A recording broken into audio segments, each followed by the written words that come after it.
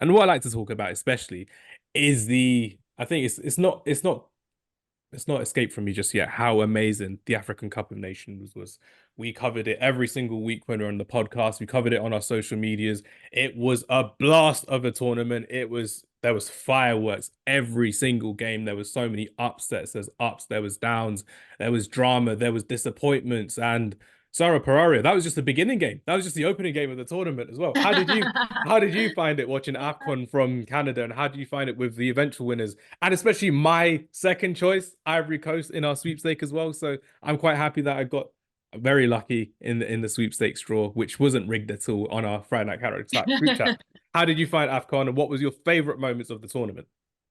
Yeah, I mean, I think whenever AFCON comes back around, I always remember how chaotic it is and just how, the unexpected is kind of the expected in a sense, right? That like anything that you think isn't going to happen will. And it's just so fun and entertaining. I think even if you're not a football fan, you can watch AFCON and be entertained because it's just ridiculous. And yes, we saw hosts Ivory Coast win in Ivory Coast.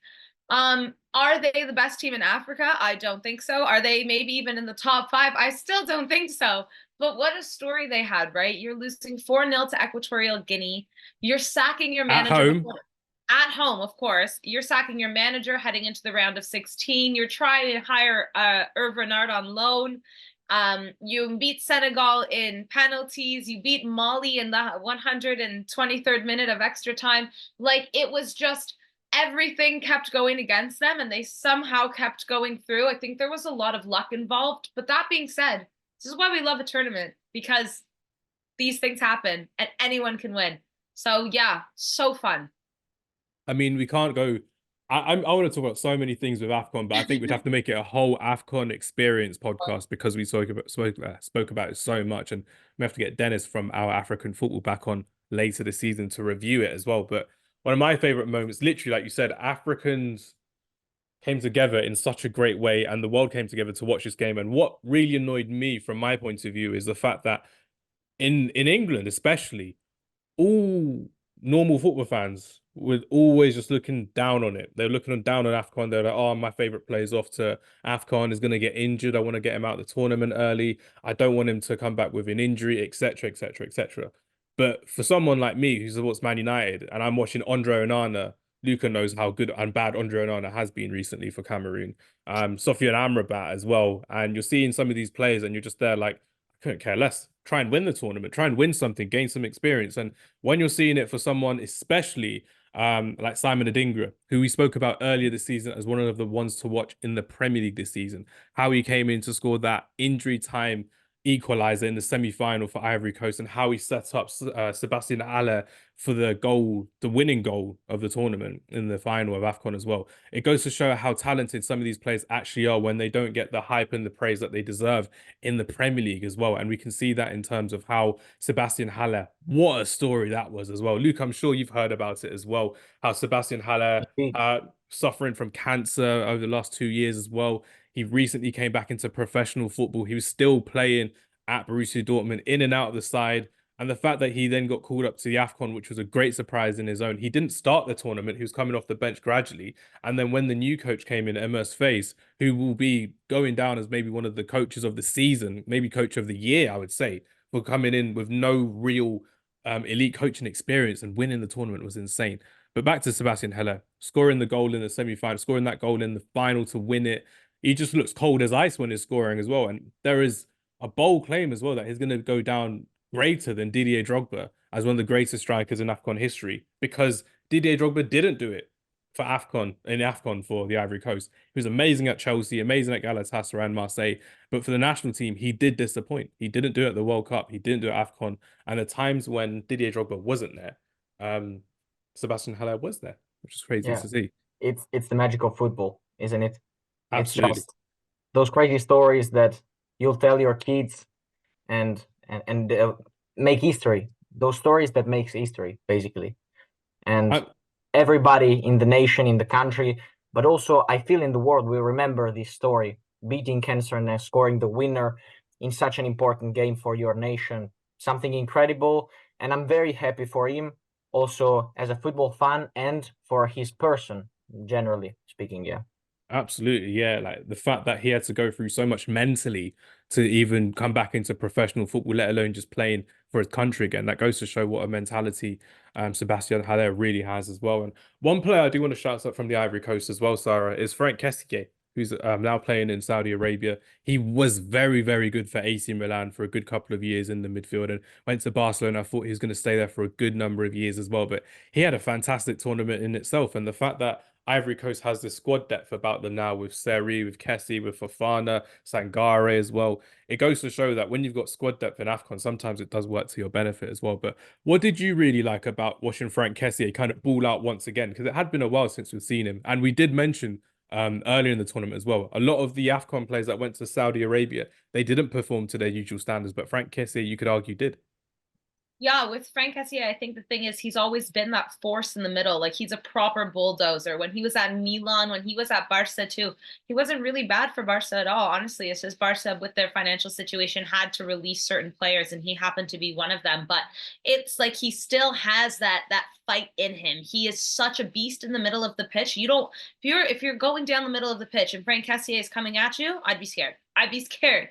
He's massive and he knows like he's maintained that sort of fitness and strength that is really good because we did see a lot of Saudi Arabian players underperform like we expected, but Frank Kessie wasn't one of them. And I think it's great for him to have that story because I think after leaving Milan and what he was there, he might have been forgotten by some people and now people will remember him again. He's great.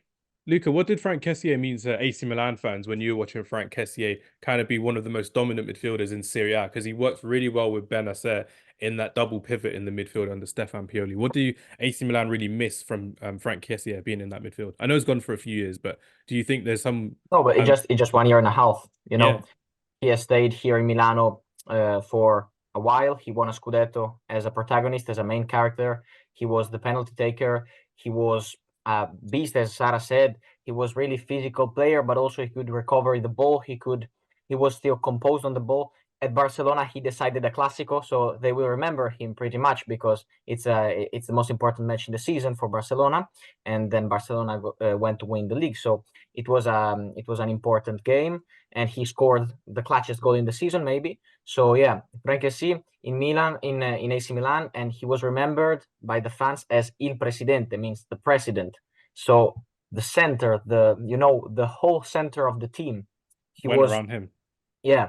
But then he said, when he was at the Olympics, I think, or at some tournaments, he said, as I come back to Milano, I will sign the contract. Then a saga started. He didn't extend the contract as Barcelona was there with a proposal. And we should not forget that he's 27 still at the moment. He's not like 35. So we shouldn't be surprised by his physicality. We shouldn't be surprised by his ability and still the fact that he's dominant because he's in the whole middle of his career. He's It in a was more great his moment match for him. fitness that we were surprised about with a lot of the players that played in Saudi Arabia. Like Mahrez was benched for Algeria. Mane only had one goal in the tournament as well. Edouard Mendy as well wasn't as sharp as he normally was, but that's what we were surprised about originally. But Frank Kessie grew into that tournament really well at AFCON as well. So that's what we were more surprised about in terms of not really talking about his physicality and his presence, because that's always going to be there, like Sarah said. But it's more his match fitness that we were quite surprised about, I would say, Luca. And I feel he could give still a lot to European football. I agree. Still, maybe in 2-3 years, staying in Saudi Arabia for 2-3 years with this good contract, with this good, also good football to share your knowledge to other people, also to relax a little bit because it has been a still tough career because he emerged as a youth player in Atalanta. He was loaned at Cesena, so a small team in Italy, and then he came back to Atalanta. He had a breakout season that was crazy. AC Milan bought him for more than 20 million when he was very, very young. In AC Milan, he became the president, and then he was sold to Barcelona. Now he's staying in Saudi Arabia, but I feel in 2-3 years he could still come back to European football and play here in Europe again for 3-4 more years because he has the physicality and the capability of doing it.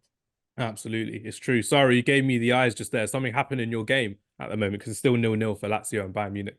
Yeah, it's been happening. Takefusa Kubo just wide of the net here. Real Oh. Sociedad have been dominating this game, though, I'll tell you that much. I'm telling you, I have a feeling.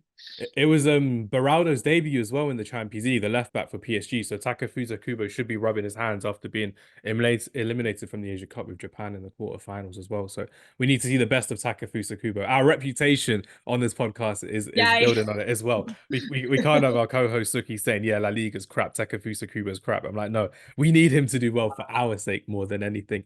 But yeah. Great insight into AFCON as well. Some of the great players that we got to see. They didn't really turn up, unfortunately. Mohamed Salah, Sadio Mane, Riyad Mahrez, they didn't really turn up, unfortunately. It was more about the great teams and the great coaches that we got to appreciate. And the great fans as well. The fans were incredible from every kind of game that we got to watch as well.